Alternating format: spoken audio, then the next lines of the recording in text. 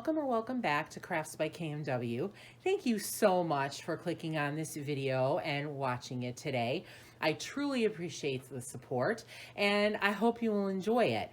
So this is my second diamond painting video, and I'm making this video because something happened to me with my diamond painting, or actually happened to my diamond painting, that was a huge problem and made me really upset. And I'm sure that this issue has happened to other diamond painters as well.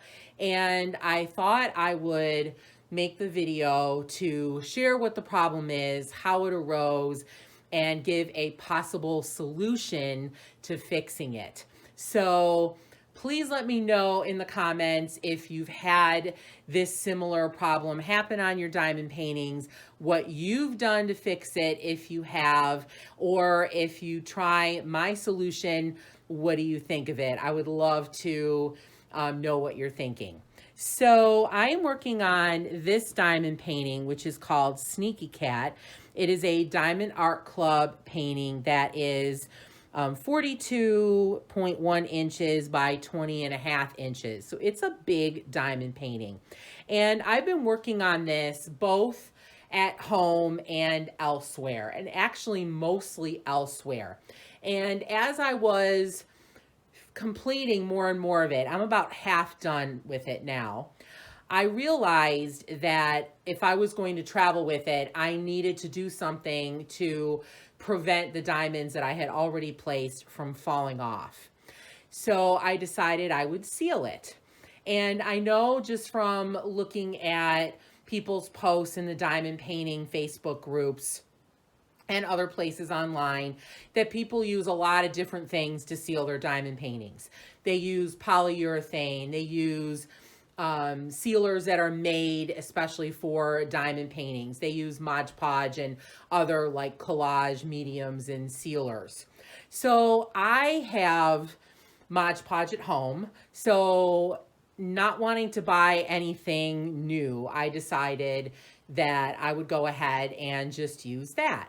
I used a foam brush, just your run-of-the-mill 50-cent foam brush. I dipped the brush into the medium and added it onto the surface. Now, I wanted to test it before I went full on sealing to make sure that I wouldn't lose a lot of the sparkle of the diamonds. That was my main concern because the diamonds are so beautiful. You know, you can see here, I have this section completed and it is so pretty. And this is why, partially why I do diamond painting, because you get such a pretty result at the end. And I didn't want that to be compromised by the sealing. However, I realized that I did way too big of an area. So I took the short edge, which is 20 inches, and then I went in about 5 inches and I coated that section, which now that I know what happened was way too big, and I really wish I would have kept it smaller. But I know other people have used Modge Podge and use Modge Podge to seal their diamond paintings with success, so I wasn't too worried about it, even though it was my first time sealing a diamond painting. I normally don't seal them, I frame mine, and I have another video on my channel, my first diamond painting video, where I showed you all of my completed diamond paintings plus the ones I have yet to do, and I showed a little bit more of this one that I'm working on now, so you can check that video out on the channel if you'd like to. But as long as they're in a frame in between the glass or the plastic and, you know, the cardboard or whatever is at the back, it should be fine. You don't have to seal them. I've had several of my diamond paintings hanging for years and I've never had a diamond come loose. And I will probably, after this experience, never seal a diamond painting again. But let me show you what happened. So this is the part, that I sealed. I actually sealed this whole side. And you can see how dull it is compared to over here, which is not sealed. Let me try to show you a little bit more. See how this side over here, it is sparkling, and this side really isn't doing too much of anything. um, and I was just devastated.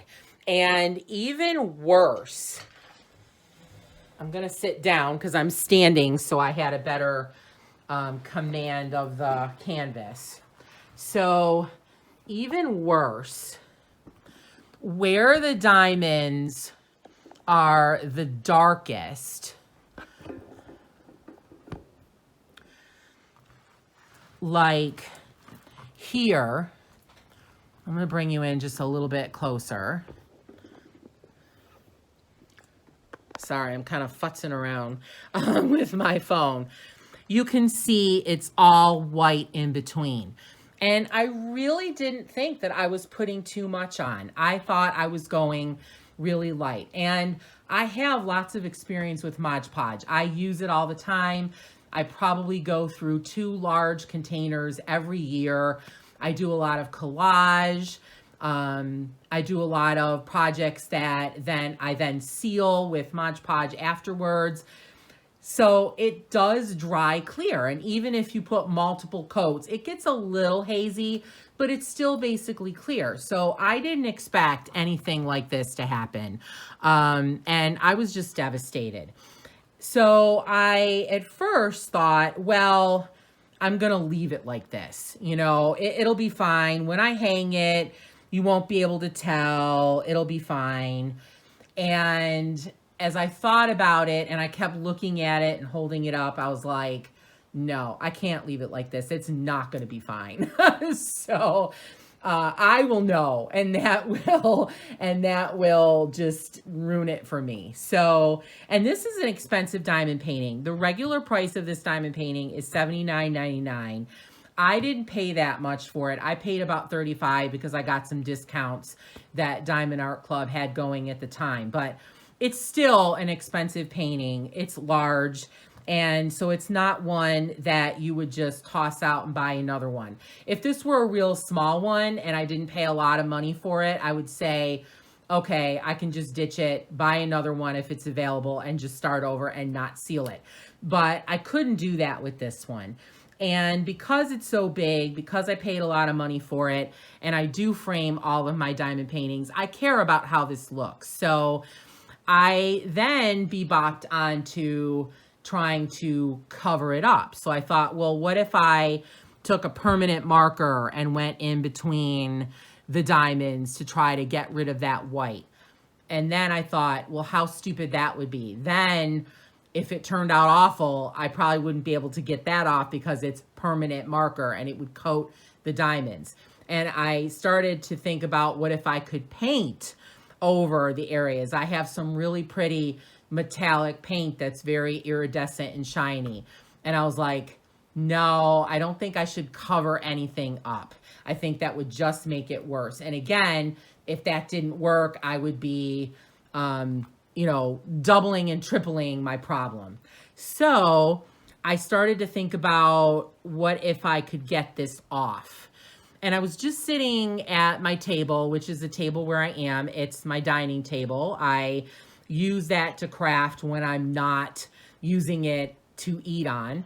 And I just turned my head and I have this little caddy where I have lots of utensils, and I saw my blade. So this is my little cutting blade that I use for, cutting cardboard, cutting paper, making precise cuts. This is really a scrapbooker's tool, and I don't use it too much anymore, but I had it and I was like, oh, I wonder if this would help me to get off some of this Modge Podge, or all of it. I really want to get it all off. So let me show you what I did. So I'm just going to work in this little section right here. So the first thing I started to do was I held it parallel to the paper, and I just kind of scrape to get any of the Modge Podge off the top of any of the diamonds. And then sometimes I get more off than others. And then I use it on the tip and I go back and forth in between the diamonds and I scrape off the Modge Podge, just pulling it off. Now, I will tell you that this method is extremely tedious. It's very tedious. It takes a long time. I have probably done this on and off for, I would say, 3 hours so far. And I have this section done up here. So this was all Modge Podged. And now you can see that it is so much better. It is so much more shiny. And it looks different. If you look like here, and then on this side here, you can tell the difference. You can tell where I've taken off the Modge Podge and where it's still on. So this method does work. There are a few cautions. You have to be very, very light with your blade because you don't want to pull off any diamonds. I have pulled off a couple of diamonds. I just put them right back in. If they won't stick, I just dip them in a little bit of glue and then I just stick it in there. I hold my finger on it. I let it set for a minute or so and then I continue and I'm just very careful around that particular diamond. But I have found that if you go very, very lightly and take your time, that you can minimize the pull up of the diamonds that you have already in. And I think I did this whole section here without really pulling up too many diamonds. I pulled up maybe 2, maybe 3. So that's pretty good when you're considering, you know, how big this area is. You do have to go back over an area. Like I just did these 2 little rows here. And I will have to keep going back over it to continue. You do have to brush off the little Modge Podge shavings that you get. And it does make a mess on your table. But overall, it is totally worth it. I'm so happy I did it. So let me bring you up again. So hopefully you can see. So here's where I scraped off the Modge Podge. This is where there's still Modge Podge, and then this is normal where there was no Modge Podge.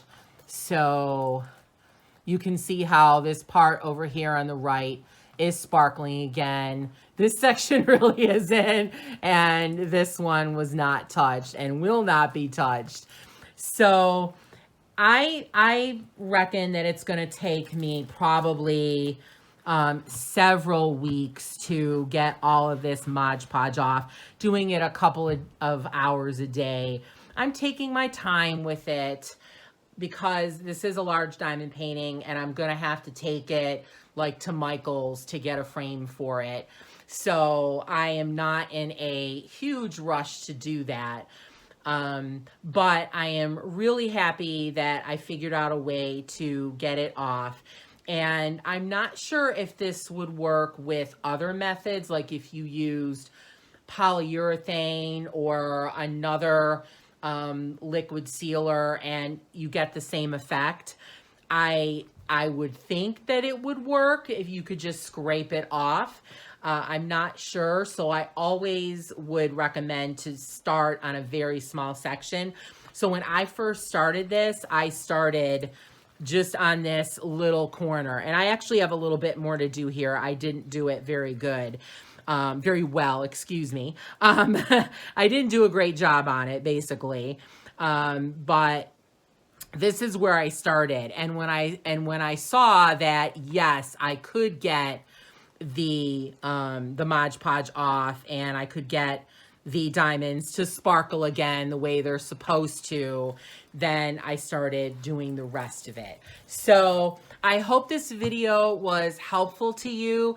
Again, please let me know in the comments if you have run into this problem with a sealer and what you did. I forgot to say earlier, I did try to wipe off the Modge Podge with a wet cloth, but that didn't work. It was already too dry and too hard, so that didn't work out. I would imagine that you could probably do that if it's still kind of wet and hasn't dried yet, but you know, mine was too far gone for me to do that. So let me know in the comments if you've tried this, or if you would like to try this, if you've had this happen to you.